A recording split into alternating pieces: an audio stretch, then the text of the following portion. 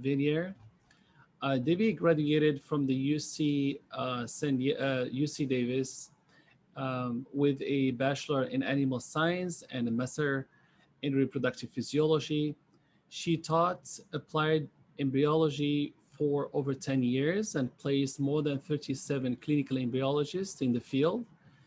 And she returned back to the embryology work in the laboratory, 11 years ago, working at San Diego, in San Diego, La Jolla IVF in San Diego.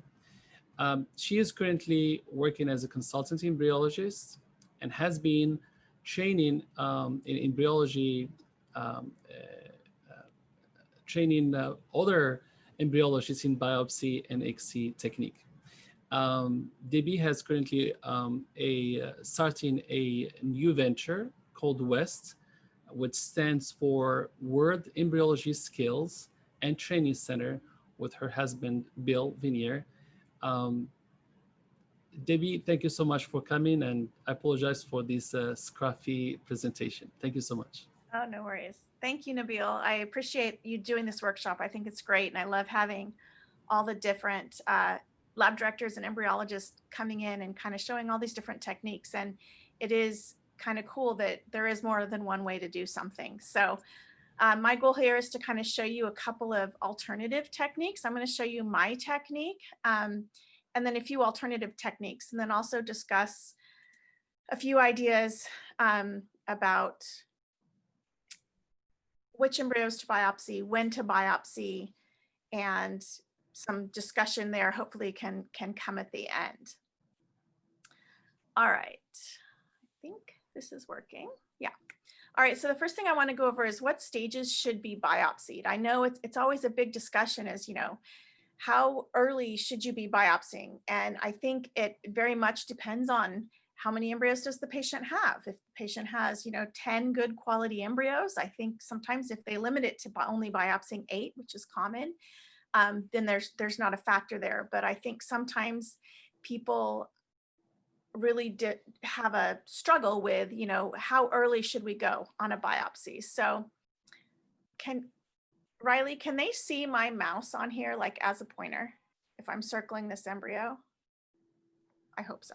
Yeah, yes, you can. They can see this. Okay. Yeah. So this embryo here, I would say is too early. I would wait and, tend to push it. But I've been to a lot of labs lately doing some per diem work and finding that over here, if you were to look at these 2 embryos, I would look at those and say, those are too early. I would push them to the next day. The cells aren't small enough and you're probably going to get some lysed cells. But I'm finding that a lab director may agree with me, but the people in the lab actually making the decision are making decisions differently on Fridays versus Sundays.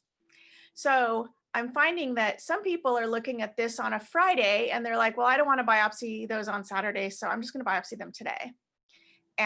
But if they're looking at this on a Sunday, they're going to say, oh yeah, it's weekend, I don't want to do these, I'm going to push them to Monday, which honestly, I think they should be pushed either way. So I think it's very important that lab directors might want to sit down with the people in the lab that are actually making these decisions and review some pretty strict criteria on how thin the zona is on whether or not you're going to be biopsying an embryo. Because here the zona is not thinned at all. Here this zona is thinned a little bit, but still looking at the cell size in there and how little each of those are expanded, I would be waiting on those. So I think those discussions need to happen in the lab, and maybe on a case-by-case basis or a lab-by-lab basis, have a little more strict criteria. All right. What quality should you be biopsying? Looking at all these embryos here, I would look at those and say, I don't think we should be biopsying any of these embryos. But I think if you sit down and talk to the patients and the doctor, and there's these specific situations where it's a 40-some-year-old who's been through several times, and she really, really needs to see that these are genetically abnormal because she thinks she can still have a normal baby. And she needs to see that these are going to be abnormal. So we do what we call charity cases, and sometimes end up biopsying something as ugly as what you see here on the left, which I would never agree to biopsy that, but I have to admit I have. Very disgruntled, but I have. And here, this embryo on the bottom right is actually a frozen thawed embryo that doesn't look awesome, but it's a frozen thawed and it's just starting to re-expand. So it hasn't done its thing yet, but I'm going to show this video of how this embryo was biopsied coming up in a future slide. So I think each lab needs to have minimum specific grades, whether it's BB is your cutoff or a BC is your cutoff or a CC is your cutoff. But I think you need to look at each other, and the lab director needs to come in and review with their lab and see what people are actually choosing and calling BBs and BCs, because I've been in labs where I see a huge discrepancy in how the embryologists are grading these embryos. So the more poor quality embryos that we're going to be biopsying, we're going to be increasing our potential for poor quality cells that are coming off of that biopsy, and therefore potentially have more no reads, no results, and aneuploid rates. So we try to just make sure that there's specific criteria set and everybody in the lab is actually holding to that. And that's kind of the key there. All right, this is one of my most common questions. So how many cells should you take? Again, Tony was accurate in saying, you don't really know how many cells you're getting. It's a three-dimensional thing and you're trying to zoom in and out, and it's kind of a guess. I'm typically shooting for 4 to 6 cells. If I get 8, I'm not worried about it. If I get 10, it's probably more than I want or need, but I'm not real worried about it, assuming the embryo has those cells to give. But if I do get less than 4, I do get a little hesitant. And if I only have 2 cells, I usually will go back into the embryo and get more cells, because I'm very competitive and I don't like to have a no read come through. I would rather make sure I have a good solid read and I'm providing a nice solid piece of tissue for the genetics lab to make a nice easy call. So it's definitely a balance looking by embryo to embryo, as you want to make sure you're ensuring a good read, but you want to make sure that your embryo is going to recover well too. So if you're concerned about getting enough cells in your biopsy because the embryo is so early in development, you probably shouldn't be biopsying it yet, and you should probably be waiting till the following day. So if you take too little, you're probably going to be more likely to get a no read if there's not a nice solid nucleus in your cell or cells. But if you take too much, you may be decreasing your embryo quality and increasing your miscarriage rate. I think, I can't remember his name, lab director in New York, who did a big study on too large of a piece what was causing an increase in miscarriage. But when you looked at it, it was actually a study saying that the piece was something like 15 to 20 cells in the biopsy, which I don't think I've ever taken that many cells in a biopsy. So I'm not so sure that the difference between 6 and 8 is quite as big of a deal as 15 to 20 cells. Next slide, let's see. All right, so I'm going to show a demonstration of my current technique. And I do, we started about 2 years. We quit biopsying on day 3 and we started biopsying on day 5. And it was really interesting for me to hear Kristen's talk, because it was very much similar in our lab. We were like, let's try this out. Let's do a little internal study here. And everybody was like, oh my gosh, it's really hard. I don't like it. But we did the study and we saw differently than Kristen did. So Kristen, I'm interested, because your lab didn't like it, if maybe those results were skewed a little because they hated doing it that way. But our results showed that we did have better embryo survival after thaw and better implantation rates. So we continue to do it, and it is a learning curve, and the embryologists don't like it at first, but once you get it, it's smooth sailing. And we kind of like not having to hatch on day 3. And what I like best about it is I feel like I'm not biopsying my embryo too early. I did find that when we hatched on day 3 and there was a couple cells herniating out and we were biopsying those cells, it was really an early blastocyst, but because it was hatched, it was hatching out prematurely. And I didn't feel like we were doing the embryo justice by biopsying it that early. So people have asked me, well, do you think it hurts it to hatch on day 3? No. I don't think it hurts it to hatch on day 3 at all. I just think it forces us to biopsy the embryo earlier than we should. And I think it does the embryo a disservice by biopsying it too early, because you're taking more mass, more cells from more, excuse me, not more cells, more mass because the cells are larger if you're biopsying a prematurely hatching embryo. Now, not all embryos on day 5 are prematurely hatching. Some of them have plenty of cells and it's fine. But I think you all would agree that there's a significant handful of embryos on day 5 that are really hatching out prematurely when they're hatched on day 3. So this is an example of, I think, my technique here. Riley, I might need your help getting this video playing because what I'm doing now is just flipping through my slides.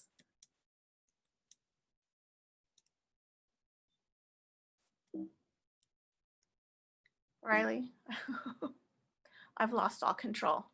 I need to get there and start play that. There we go. Okay. So I collapsed the embryo earlier, like David was showing in his, and mine don't collapse down quite as tight as his did. I'm not sure. I think I might have a smaller pulse size. And I make sure I insert my pipette completely into my embryo. And when I go into my zona, I do a little puff, a little blow to make it easier for my pipette to get into my embryo. And then as I'm pulling my cells out, I do also agree, I think several of you said in there that you want to fill your pipette completely with cells, plug it, and not allow like a thin stretched piece and allow media to kind of blow past, because that causes more cell lysis. And we're trying to minimize the amount of cells that are being lysed. So what I'm doing here is what I call my milking it technique, where I kind of pull back and stretch, and then I choke up with my biopsy pipette, and then I pull back, stretch the cells a little, and choke up with my biopsy pipette until I have about 4 solid cells into my pipette. Once I have those 4 cells, oh no, it looked like the video stopped early, Riley. Oh shoot. Okay, let me see if I can fast forward it.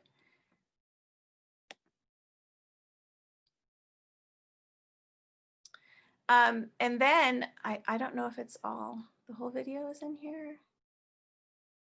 It looks like it got cut off. Okay. Well, you'll get to see my little snap technique, which is a little different than Tony's when Bill shows his video, because mine is cutting off short. But what I do once those cells are pulled into my pipette is I actually flick the capillary with my finger. And I know people freak out about that, but I flick it with my finger and it will vibrate like a little earthquake in there, and it just breaks the cells right off. So I do use the laser with one little pass, but once they start to separate a little bit, I tap it with my finger and the cells break right off. So yeah, unfortunately, Riley, I think the videos are cut short. So we'll go on to the next one. And this was the frozen thawed embryo that, you know, appears to be a fairly poor quality embryo, but this was that thaw biopsy revet where the patient changes their mind, and we don't always have the most beautiful thawed embryos to biopsy. So we kind of have to do what we can. So here I go in and I create a small hole. Again, the hole size in your zona is key because you want to have the zona kind of help you in tearing out those cells and kind of stretching out those cells. So again, I use my milking it technique. I'm going to stretch the cells with my biopsy pipette and then choke up, stretch the cells and choke up. And as I go through, I kind of blow a little bit, a little puff, which kind of allows my pipette to enter that zona a little bit easier than just straight up pushing. And then I do also try to make sure that the first cell that I'm pulling in, I pull it in at the most thick area of the cell. So as I'm pulling back, that thick cell kind of plugs it, and it won't allow the cells to keep spinning and lysing off. Yeah, I think these are all going to cut short.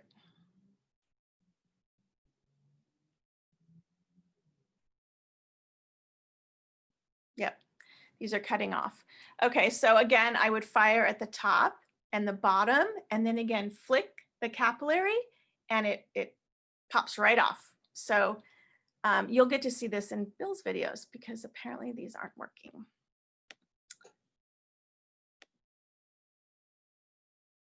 Next slide. So this is, again, this is the flick technique that Tony showed. So this is an alternative technique that might be useful. Sometimes I do this when my embryo pulls completely out of my pipette and I've already lasered and kind of stretched it, and I just need to break those cells off. And this is, again, a scary looking way if you haven't tried it to do, but once you do try it a few times, it's pretty effective. And again, the key, like Tony said, is to make sure that your holding pipette is right along the bottom of your dish and that you're aligned with your biopsy pipette in the same plane. And then you kind of release a little bit of the cell so they're ready to tear off. And voila, there's your biopsy.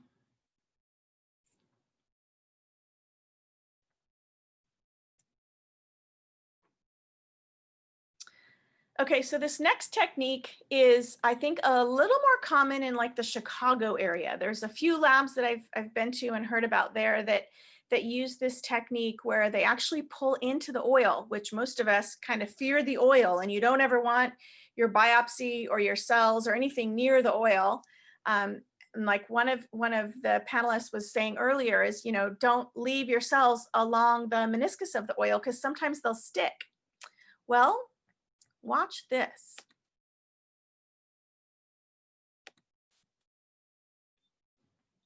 So they actually use the meniscus of the oil to kind of pinch the cells off. And the pressure, is it going? Oh, it stopped. Well, I hope it's not cut off there. Okay. And the pressure that is formed from the oil, what keeps stopping? But it's here. Hold on a second.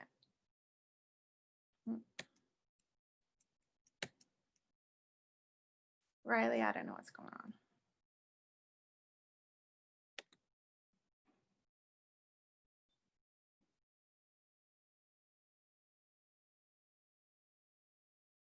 Okay, so they pull out into the oil. They will fire a little laser kind of at the top and the bottom to release the cells a little bit. And then the oil literally pinches it off and they can pull the biopsy right off, which is mind-blowing to me because I would fear the oil so much. But then they just pull right back in and their biopsy is right there. So this is a really cool technique that I don't know anyone else except in the Chicago area that uses this technique, but I think it's really an interesting technique and it works very well. So just some alternatives for you all to think about. And then I do want to review some tubing techniques as well. People often have a lot of questions about tubing, and I think sometimes this is where they have most of their problems. So I kind of give as many tips as I can here. So the tube, kind of like Kristen showed, it can be held, it can be placed on the edge of a dish. That doesn't really matter, whatever you're most comfortable with. The goal of the rinse drops is two things. You want to remove the oil, and you also want to remove the protein or the serum that you have in your culture media or your biopsy media. So those are the two things. Once those two things happen, you're done rinsing your cells. So I realize all the genetics companies have these specific protocols with washing through 2, 3, 4, 5. I've even seen one that was like wash through 10 rinse drops. And I'm like, what? So I think the goal, if you understand it, to remove the oil and remove the protein, which basically you need to get the cells floating all in the wash buffer with none of the media with the protein in it, then you're good to go. So I very much, like Kristen, kind of wipe my pipette through the some rinse drops without dropping my cells off. And then I put it into one rinse drop, blow it around in my one rinse drop and pick it up. And again, I call it micro pipetting, where I'm just using, when I pipette, a very, very tiny amount in my stripper tip. And like you saw Tony do in the example where he kind of screwed down his stripper tip, which makes a stripper like pipetter, it makes it only pick up just a tiny bit of media if you crank it all the way down, which is nice. So what I do is I do a version of a preload. So I'm going to show, this is a video here. Riley, can you play this video?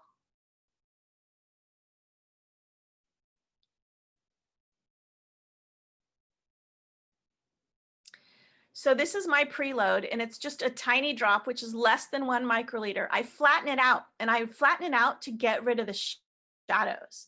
Now, I wasn't like Kristen with an awesome idea of using a big chunk of cumulus. So this is a true biopsy, which is very small and hard to see. But you see me go through, I go through the rinse drops, I run my pipette through 2 rinse drops, drop the cells in, go over, rinse my pipette in another area of the drop, pick up my cells, blow them up, blow them down a few times in a fresh area of the drop that doesn't have the protein. And then I drop them into that little flattened drop that I have in my pipette. And this is one of the key things I think that makes loading easy, is that flattened drop makes it so there's no shadows. So typically when people say, I don't always see my cells, it's usually because the cells are hiding in the shadows of a perky drop, or if you preload into the bottom of the tube, there's a lot of shadows there for the cells to hide in. So I think what you want to do is you want to get rid of those shadows. And the best way I know how is to make this big flat drop, not big, it's a small flat drop. It's less than a microliter. And then also with the surface tension really, really flat like that, when you put your pipette in there, it almost wants to just suck your cells right out of your tube and away from the tube. Because one of the other things I found when people say, why do I get no results? I saw the cells go in. Why was there a no read? And I found when I'm training people, I think sometimes they do see the cells go in, but the pipette's in there and they're wiggling around. I think they drag the cells back out, either by sucking them back up and pulling them out, or literally dragging them on the outside of the pipette and dragging the pipette out.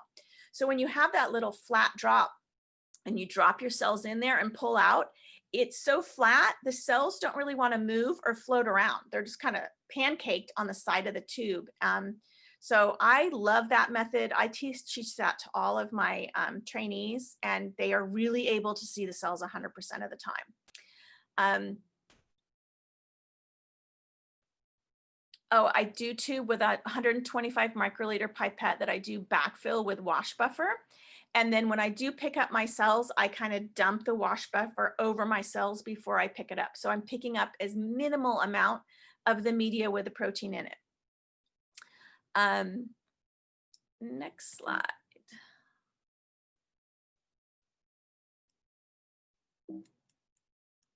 Oh, shoot. Did I go too fast? Okay. So kind of like Kristen showed, this is the tubing technique that I like to use. I put it on the side of a dish because I feel like I can visualize it the best. Again, that doesn't have to be the way. It's really any way. The flattened drop, I think, is key. And I've found people that I've trained and people that are experienced in tubing have tried this method and really like it for visualizing. This is what my rinse dish looks like. I have 3 drops for each biopsy. The one on the left is where my cells get rinsed. The one on the right, you can see where I drug my pipette through and kind of merged the drops together. And that, as you drag it through, like Kristen's video was really good. It kind of showed the oil coming right off the pipette. So kind of the same thing there. I think there's a delay in my slides advancing. Riley, can you do next slide for me, please? Thank you. So quick tips to remember. As everyone always says, don't fire in the same place. So what I try to tell people to do is if you make one pass and it doesn't tear off, kind of go back up in a V. Do not go straight back through that same line because you kind of are going to form this super glue and the cells aren't going to want to separate.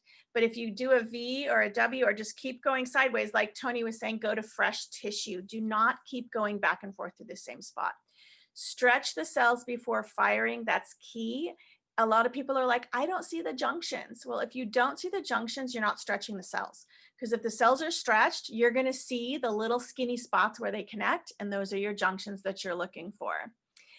You want to minimize the laser pulses. So you want to do more tearing, more pulling, or more flicking than firing the laser.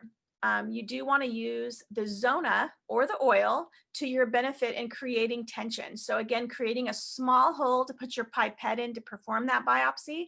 The zona is going to be able to kind of pull back and give some tension to stretch your cells a little bit easier.